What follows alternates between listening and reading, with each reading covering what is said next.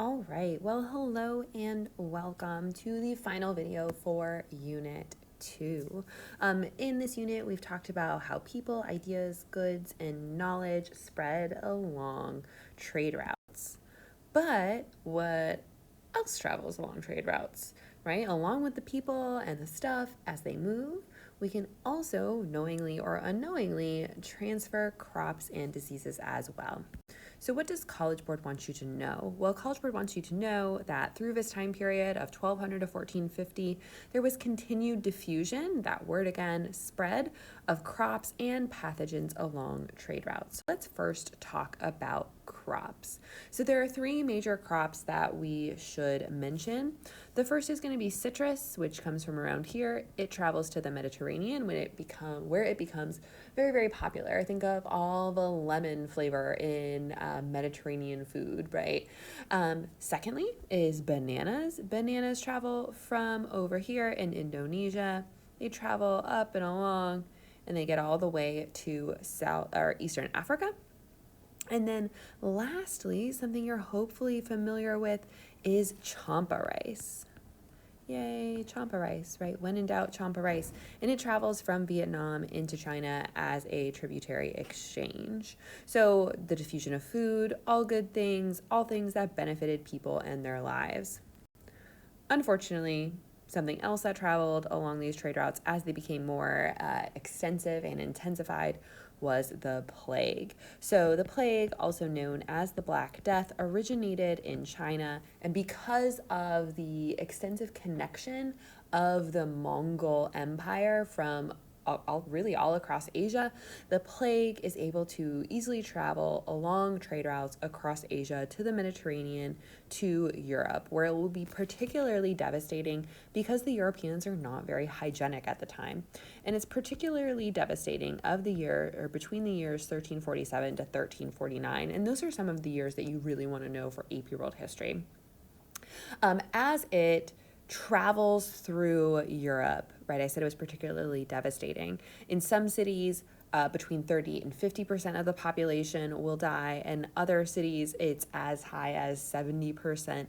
Some cities are able to avoid it by kind of closing their borders. So a lot of the anti-disease measures that we saw in COVID-19 or in the spread of other diseases where we try to shut down borders, places try that as well. It's actually where the term quarantine comes from.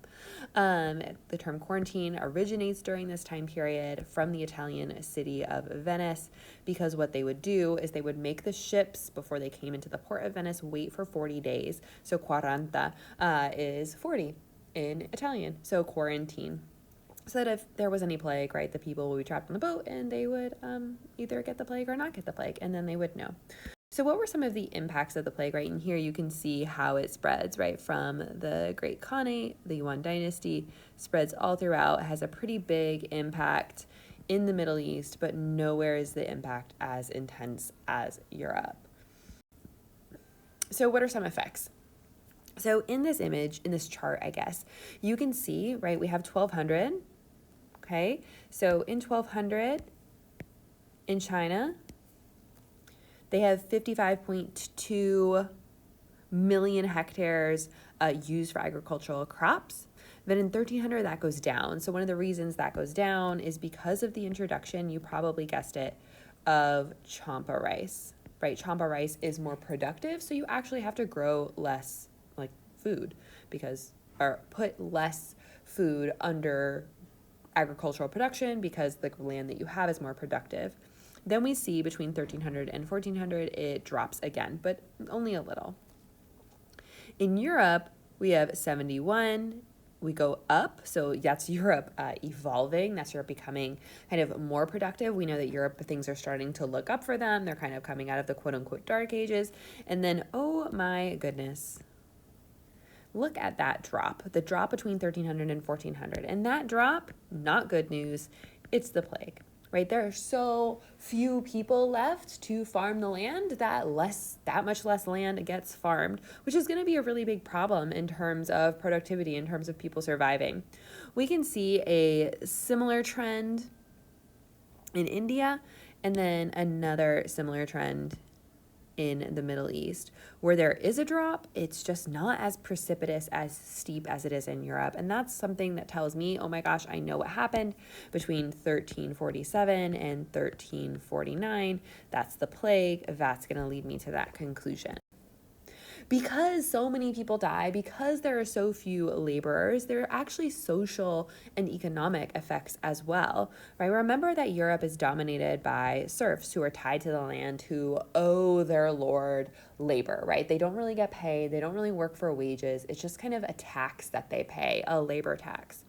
So because so many of them die, the ones who are left understand supply and demand, and they start to make demands of the lords. They're like, look, there are way fewer people than there used to be. If you want me to do this, you're going to have to pay me. And it starts to really upset the social hierarchy of Europe, that social hierarchy of feudalism, right? And so what ends up happening in England in 1351, so remember 1347 to 1349 is the plague. And in 1351, so 2 years later, they end up having to pass this law, the English Statute of Laborers Act. It says, whereas late against the malice of servants, wow, they're so mean, which were idle and not willing to serve after the pestilence, right? How dare they not want to work for not money without taking excessive wages, right? They weren't willing to work without taking excessive wages.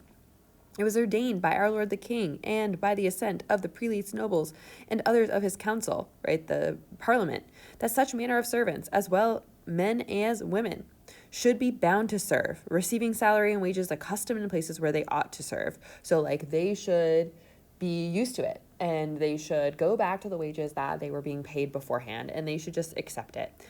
So see how it kind of had this chain reaction. And 30 years after this, in 1381, there will actually be an English peasants' revolt where they try and march on London to demand better treatment. It doesn't go well for them, but they do try. This guy's name is Wat Tyler.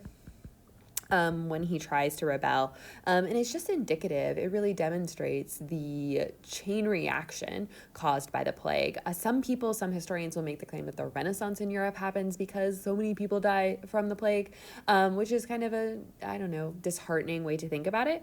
But maybe it played a role. It's hard to say. I don't know. But we do know that the environmental consequences of connectivity were large, and it had a big impact and resulted in, as you can imagine, increased exchange of everything.